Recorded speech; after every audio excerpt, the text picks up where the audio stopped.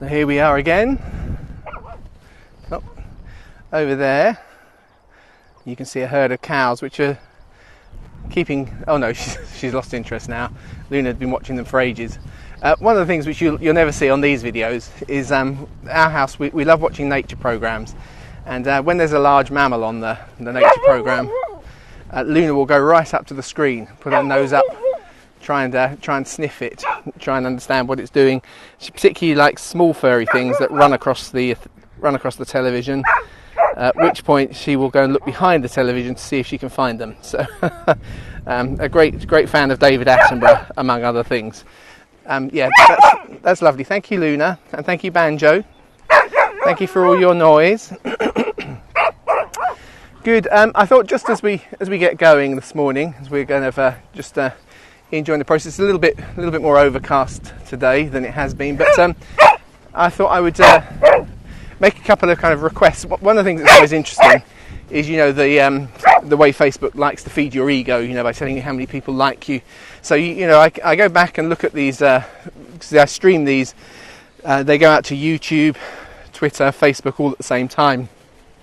But when I go back to Facebook, it will say 53 people watched your video today.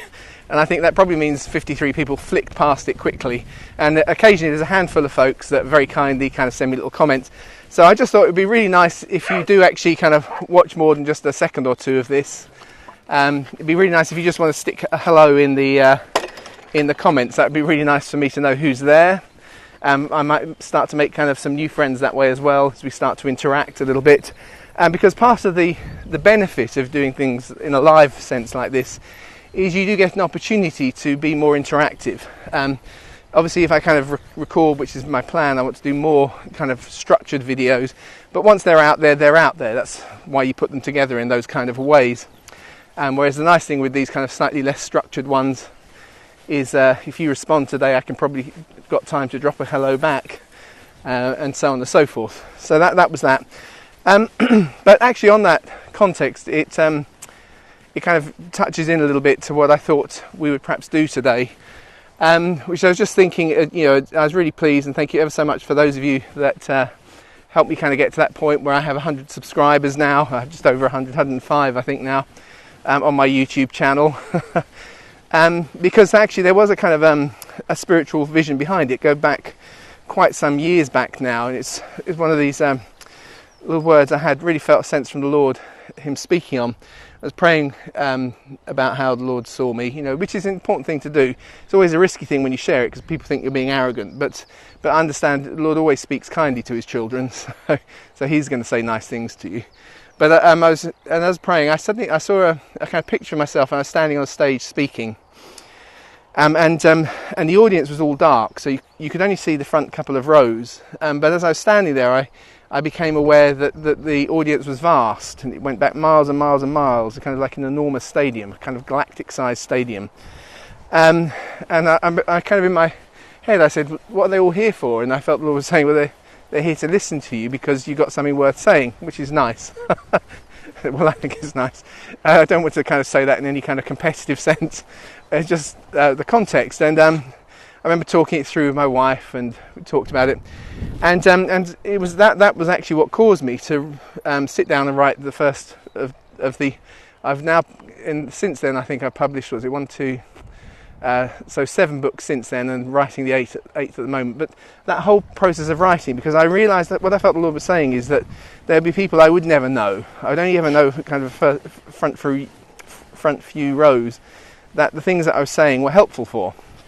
Which is to say, I don't want to make it sound arrogant by saying that. I think it's part of knowing what it is that the Lord gives us to do. I have had some incredible privileges growing up. As a child, I got dragged around Europe with no other English-speaking kids, and had to sit in the back of my dad's lectures on the Bible. And so I realised that I had an understanding of Scripture that most people don't have.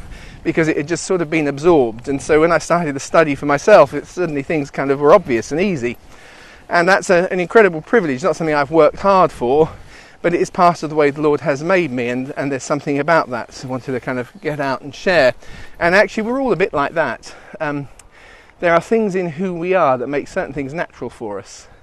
And we need to honour and recognise that in each other. The problem is when we want value that somebody else has got, because then we get jealous about it. Funnily enough, just last night actually, one of those that came to the teaching sessions I did in Cookham, if anyone watched that stream, was saying with these, it's Howard, if you're watching Howard, good to see you this morning. You're just saying, you know, in the last few days the weather's been wonderful. He said, well, you're going to have to do something on jealousy, because people watching you will be thinking, cool, that's nice area to live. And we did actually do something on jealousy. It's in the Sermon on the Mount series. If you want to go and look for it on the YouTube channel, you'll find there's one on the evil eye, which is basically jealousy. And it's not jealousy, because jealousy can be positive. The Lord is jealous. It's envy, which is destructive kind of flip side. It's very, very close, and we examined that in that session. So he's saying, I need to do one of these, just to address the envy people are feeling as I walk around in beautiful weather, in beautiful fields. But anyway, I'm going totally off script now. So saying, we want to honour the value that the Lord puts in other people, the things that they find natural. And so my response to that word was, there was something about getting stuff out that wasn't just about me live teaching with people I could see. And ironically, what's happened since that day, I used to speak in very big venues. I increasingly find myself speaking to small groups, but I'm doing so in a slightly more structured way, so I can kind of capture the little units, and that's why I'm publishing the books on a regular basis. Shortly after that, I also had an opportunity to record some bits for UCB. So several years ago now, it's about 6 years ago, 7 years ago even. And I recorded some sound bites, about 1 minute each. And they're still using them today. They're supposed to only last for 6 months. Funny enough, I had an email from someone who was driving in the middle of New Zealand, and he used to come to the same church, and he worked in reinsurance in big disaster areas. He was going off to a farm in the middle of nowhere in New Zealand to assess a claim. He had the radio on, UCB radio in New Zealand, and he said, driving along, suddenly your voice came on. So he tracked me down just to let me know. I thought, well, okay, there's something of that image that I felt from the Lord. Here I am speaking. I can't see people all over the world, but there's something going out. And so in a similar way, part of what I'm doing today is the same idea. It's the if I try and capture some thoughts, just give them away and just let them go. And because they're on video, they're on the YouTube channel, etc. You never know who might see them and watch them. YouTube's particularly interesting because it doesn't tell you necessarily who's watched, or it just tells you numbers. You can't tell who the person is, which is why I was asking if you want to put your hello, I watched this today. It's always nice for me to get that feel, because it doesn't mean I don't ever want to have that conversation with those who are listening. I do. Just I also want to do it in a way where there'll be loads that I will never see, which is the part of the picture. Anyway, that wasn't the intention at all. What I was going to talk about was in the context of doing that about 3-4 years ago. Some of you may even remember, did an experimental series on the book of Ruth. And so it was Ruth I was going to talk about this morning, before I got kind of sidetracked on the admin side. Because Ruth has always been one of my favourite books of the Old Testament.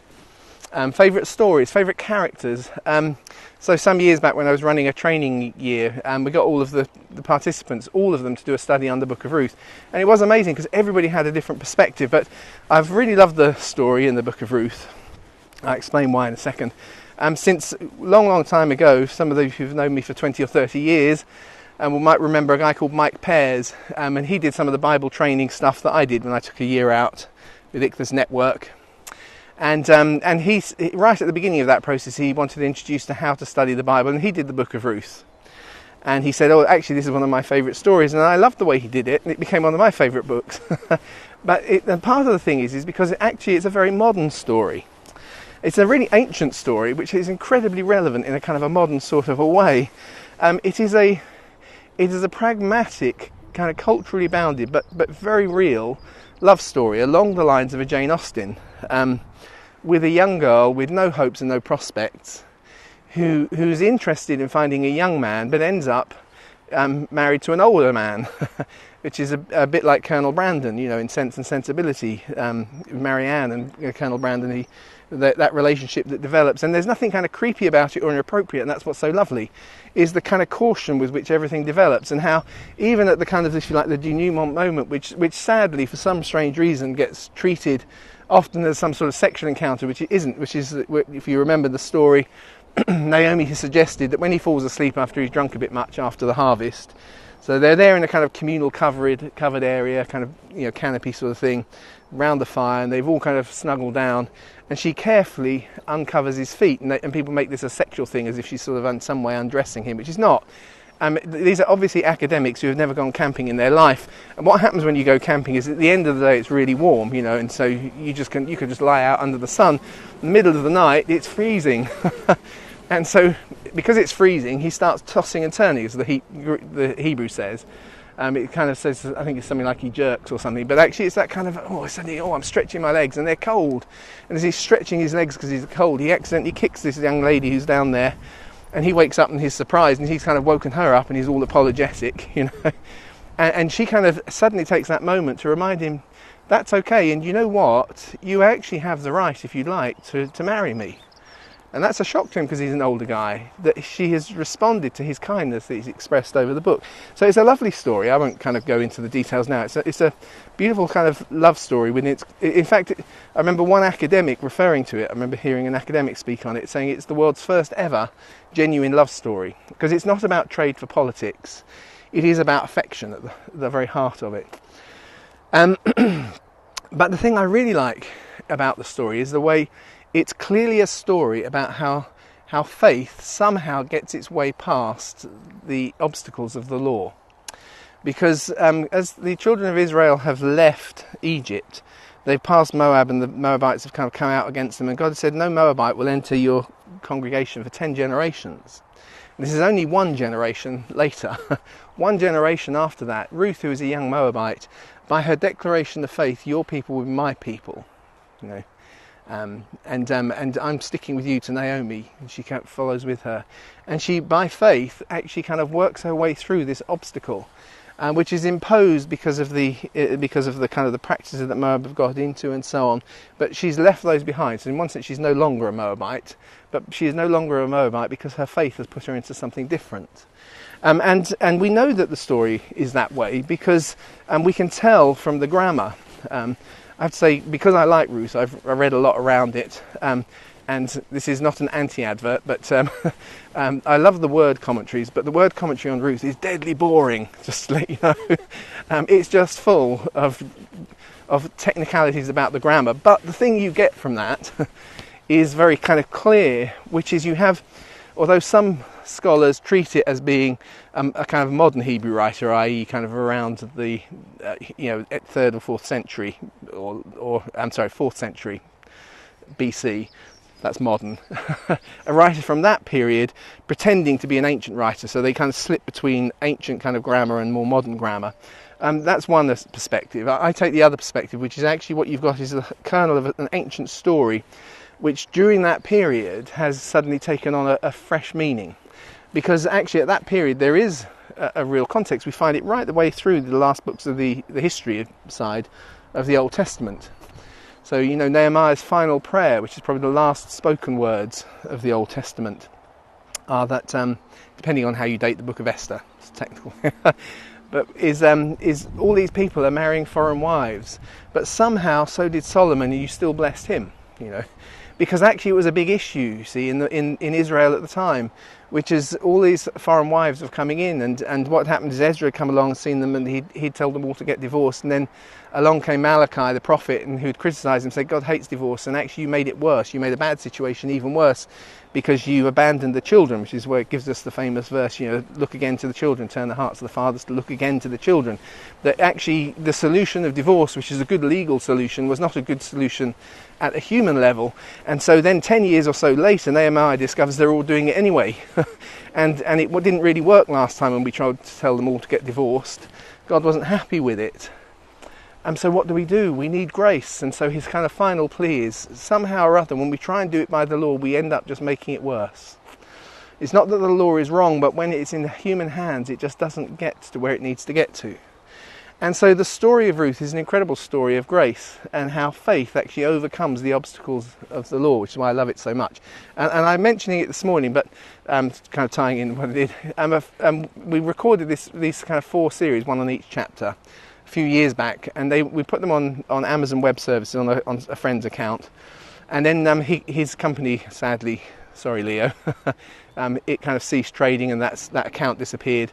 And we suddenly thought we'd lost all of the videos, but I found them a few months ago, so I put them all up on the YouTube channel. And I suppose my appeal this morning is I really love it. They've only got a handful of views each, but it's a great story. So I want to encourage folks to kind of go over and have a watch through, particularly kind of as you go through and the story builds, and you get that kind of sense of it. They're between 20 and 40 minutes each episode. And they're not perfect now, if I put it that way. They were the first things we did, experimented, shooting some video bits, adding some stuff in, and so on. But the content, I think, is still really valuable. That's why I've shared the story this morning. So I just wanted to kind of encourage, seeing as I seem to have new viewers and new listeners on things like Facebook. If you've not had an opportunity, just because they've only got a few views, it's only because I only uploaded them a month or so ago. And I didn't make a big issue of it when we loaded it, but I think for me, they kind of capture a story which I think captures the heart of where the Old Testament is taking us, which is that law is important, but it's important as a framework which God kind of operates in, and God's grace creates a space where somehow faith breaks a way through. And that's why it avoids the legalism that we bring. It avoids us getting caught in kind of some level of legalism. When we recognise that law can be administered perfectly only by a perfect God, not by imperfect people. And so actually a perfect God has already incorporated within the law that place of his own grace and his love for us. And so in that context, he does it well.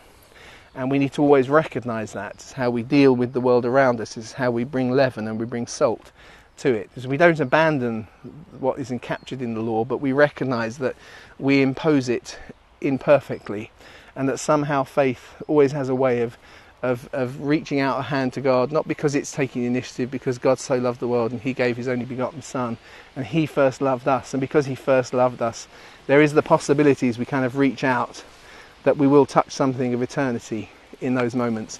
So those are my thoughts for this morning on a slightly cooler day. It's interesting to see how the microphone has worked today, because it's been windier like it was the first days I recorded this, but without a microphone. So hopefully the sound has been coming through fine. And as I said, if you do enjoy these, please pop a little kind of comment to let me know who's watching, who's listening. That'd be fantastic. And let me please encourage you to go and try out the Ruth series. As I say, the videoing work is a little bit we would do it slightly slicker if we did it again. But part of the reason for doing it is because I'm planning to do a few more like that in the next few months, to kind of capture them, and they'll be a little bit better. So it'd be useful to kind of get feedback and interaction on what's been done already. So anyway, that's enough from me. Have a really good day. For me, it's a slightly easier day. I've got some preparation to do. I'm down in Ashburnham next week, which means I won't be doing as many of these, because as some of you know, if you've ever been to Ashburnham, it has very poor phone coverage, so I'll probably be trying to record things and load them at a later date or something like that, and we'll see how it works. But that won't affect me till Tuesday. Should get something out on Monday morning. So anyway, hopefully we'll stay in touch, get to know each other better, know who's watching, and talk to you again soon. I would turn the camera around so you could see the dogs, but they've disappeared into the undergrowth. I have no idea what they're doing. I don't like to think about what they're doing, so I'll just say goodbye to everyone. We've got some horses coming behind us here. So let's just do that. You can see, which we do get. So I'll kind of keep walking as we go and say goodbye.